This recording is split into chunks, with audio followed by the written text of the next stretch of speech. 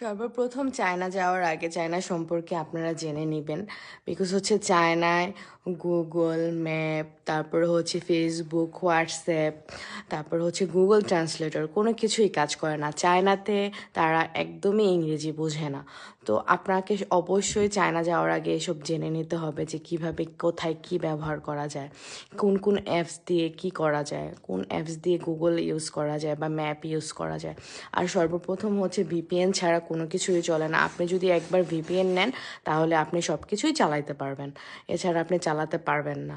So আমরা এগুলো কিছুই জানতাম না, তো আমরা গিয়ে এরকম না জেনে আমরা বিপদে পড়েছিলাম। সো আমরা কিছুই বুঝতে পারছিলাম না কিভাবে কোথায় যাব, কি করব, কারোর সাথে কন্ট্যাক্ট করতে পারছিলাম না, আমাদের পরিচিত কেউই ছিল না, যার কারণে আমরা অনেক বিপদে পড়ে গিয়েছিলাম। আমাদের কাছে চাইনিজ কোনো রুপিও ছিল না, টাকাও ছিল না।